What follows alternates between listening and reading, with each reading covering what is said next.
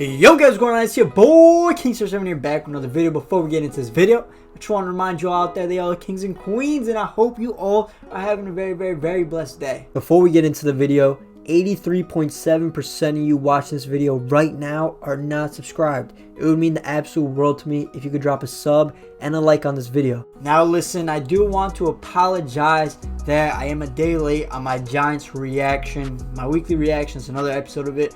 So I'm going to react to what I thought about the Giants against the Tampa Bay Buccaneers game. We finished 25, was it 25-23?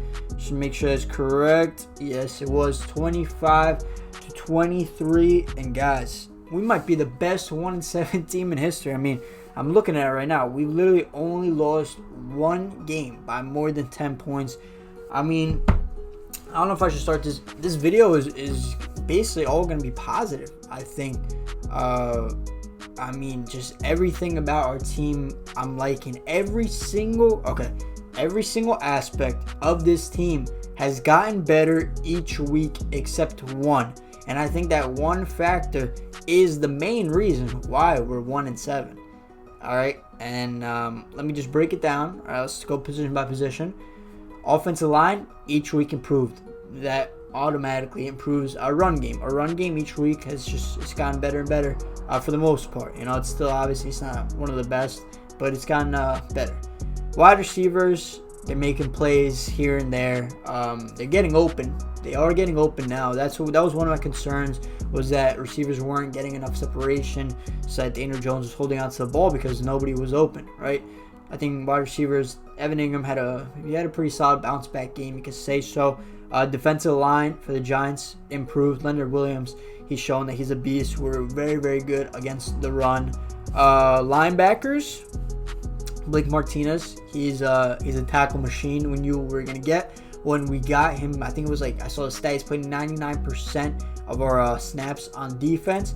Our DBs, I was seeing some nice plays from Isaac Yiadom and Darnay Holmes. James Bradbury, I mean, he's got to be up there for top 10, maybe cornerback in the league so far this season. He did pretty solid. He did get beat on that fade in the end zone to Mike Evans, but at the end of the day, that's Mike Evans, that's Tom Brady. It's going to be tough to stop the whole entire game. Of course, they're going to get a big play here and there. Unfortunately, the play was just for an end zone, for a touchdown, excuse me. Logan Ryan, he's played very good. So overall, as I'm saying, our kicker Graham Gano, I don't even think he's missed this whole year. So everything I just stated has improved except the one thing, as Daniel Jones. Daniel Jones has shown absolutely zero improvement throughout his first 20 games he's played now. It's concerning. It is rather concerning. That game easily was won without those two turnovers from Daniel Jones. One of them, we're in field goal range already, so that was just another 3 points. But his two turnovers led to 10 points for the Tampa Bay Buccaneers. If you want to do the math right there, those 10 points, take that away, they're at 15, right? And we should have got that field goal if Daniel Jones didn't throw that interception, or it might have even ended up in a touchdown. We don't know, but Daniel Jones, he missed a lot of balls last night. His receivers got open on some deep plays. It's concerning. It is concerning. I said I think it was last week, I officially said I was off the bandwagon. I was done making excuses for him. I was done. I no longer had faith that he was the guy moving forward. There's people, Colin Coward, he said he thinks he's 80% that he's the guy moving forward. Listen, Colin Coward is there with Skip Bayless as like the worst sports analyst that you could listen to. Colin Coward just talks like Max Kellerman, but without the brains. Every other sentence is like a metaphor or phrase, like something. I'm like, dude, just talk about sports. Like, he's trying to compare like everything to like real life. Like, dude, I really do not think Colin Coward is at all a good sports analyst by any means, and Skip Bayless is the most biased sports analyst. He literally is famous and is getting paid as like a top-notch sports anchor just because of hatred and love. Love for the most popular sports team in America, arguably the Cowboys. Love for the biggest, most popular football player of all time, arguably, Tom Brady. The love for the GOAT, or the GOAT, people think, who I don't know. If you think he's the GOAT, he's the GOAT. If you don't, whatever. But the most popular basketball player to ever live, his love and his hate for the second most popular basketball player of all time. So it's like, he's just so biased. And he was like, yeah, Daniel Jones looked good. He made some throws. Dude, this guy's been hating on Daniel Jones his whole career. And last night, he just wants to say that he played good so that he could say, Tom Brady, he went up against Daniel Jones. He's playing good, blah, blah, this and that. All right, listen. Let me just stop talking about those analysts. Let's talk about Daniel Jones. All right. Without his poor play, I think we're 5-3. 5-3, 6-2, 4-4. No worse than 4-4 on the season if Daniel Jones plays decent in some of these games. Let's take a look at these games to be specific, okay? We lost to the Giants against Eagles. That might be a game that you could look at and say it wasn't 100% Daniel Jones' fault to lose. That's a game that you could definitely argue. So I give him a pass on that. I still give it a half. I mean, it was 20 of 30, 2 touchdowns and interception, and 187 yards passing. That's average. Nothing that's going to win you a ball game. Beat the Washington football team, but he did throw that interception in the red zone, so we literally almost lost that if it wasn't for the defensive touchdown. So that was his fault. He made it close. The Cowboys game, can we blame him for this game? We're up 14-3, so it's like, I don't know. When you're up 14-3, good quarterback, that should be enough, right? I don't know. That's just, I guess it's, you could argue that's his fault or not. Rams game, 17-9. You can't put up 3 points in a whole half of football.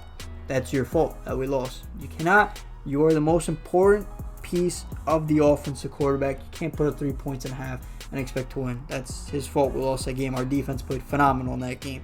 49ers blowout. Bears, right? What do you have? An interception. Did he have a fumble in this game too? I think he had a fumble. Well, he had an interception for sure. He put up 13 points. Put up 0 points in a half of football. It's just not good enough at all. Not good enough. And opening day against the Steelers, won't count that against him. Sorry, you know what? He hasn't played god-awful. But he's played below average. I would say below average. And I think an average quarterback would have us at 4-4, 5-3. Literally right around there. What's his turnovers? He's got 7 touchdowns, 9 interceptions. He averages about just a little bit above 200 yards passing a game. It's nothing that's gonna win you games. And I mean, we could wait. We could continue to wait. How many fumbles has he had? He's had 1, 2, 3, 4. He's had 4 fumbles lost. So he's got 9 interceptions. So he's got 13 overall turnovers to 7 touchdowns. I mean, dude, listen. I don't know what else can convince you that Daniel Jones is not the guy moving forward. I really, really, really, really hope that I think we could take a Cardinals approach to it. They took Josh Rosen and they saw Kyler Murray, and they saw Kyler Murray was significantly better than Josh Rosen and just a talent that you cannot pass up on.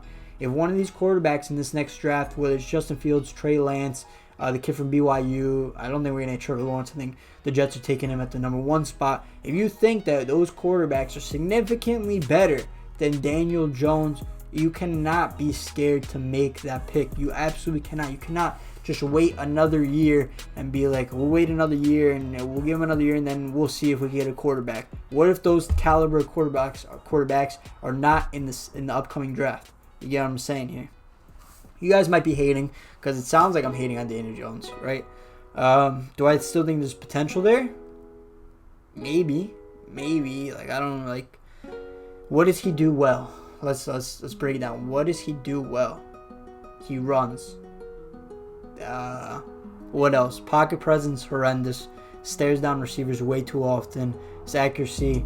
He did get the name Danny Dimes because every occasion he throws a dime. All right. Now you guys might be like, did you see that last possession? How he marched down the field like an Eli Manning? Nah. Listen.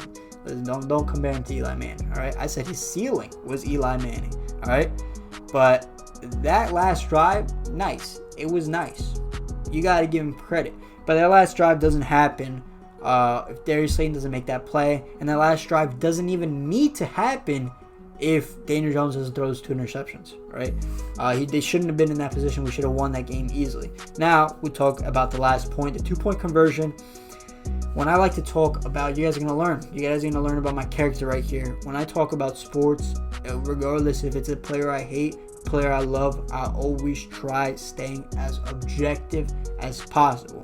Now, my take on that last play, bang, bang play.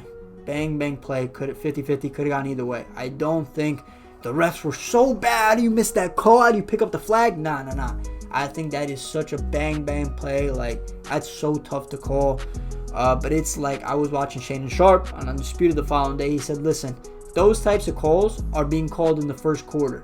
You can't just, because the game is in the fourth quarter, it's the last play of the game, you can't switch your stance on the calls. He said it was clear pass interference, and that's coming from a Hall of Fame tight end player, right? But he also does have that agenda against, rooting against Brady and all that, whatever. So he might be a little biased in thinking that, but I think his vision is rather clear considering he did play the game of football for many years, was very, very good at it, and was a receiver himself, so he understands what pass interference is like, right? But with that being said, I still think it was a bang-bang play. We're 1-7. The crazy part is we could probably still win this division somehow. But I like where we are. I really, really, truly, honestly like where we are. I think every single part of this team has improved. I love Joe Judge going forward. Everything about this team has improved except Daniel Jones. I see him just making the same mistakes from his first 5 starts to his last 15. And that's just not something you want to see. In all honesty, it's kind of disappointing. But guys, next week we are playing... Who are we playing? I think we're playing... Why can't I think of it? Giants. I think we're playing the Washington football team. Are we not? Yeah, we are playing the Washington football team at their place. So I think we could win that. I think we could easily win that game. But I don't know. I don't know about Daniel Jones as a Giants fan. That's like the most important position in football. And to be so conflicted about it, it makes me feel so uncertain. But we should be happy as Giants fans about the steps we've taken in the right direction from every single area of this football team. And guys, I'm happy with how the season has gone. No, it's 1-7. I'm happy with how it's gone. I think next year we actually, if we get a quarterback, or if Daniel Jones turns into a decent quarterback, he doesn't have to turn into a good quarterback. He could just be decent, and I think we will win the NFC East. You guys might think I'm crazy for that, but I like the signings we keep making. We have a lot of cap room to deal with. So I like the future of this team regardless of losing the game. I thought it was going to be a blowout, but we kept it close, which is all you can ask from this football team, to fight to the last down, and I love that about them. But guys, that's going to be the end of the reaction, the review. If you guys did enjoy the episode, make sure to drop a like, comment, and subscribe. It's been your boy, King07. I'm out. Peace.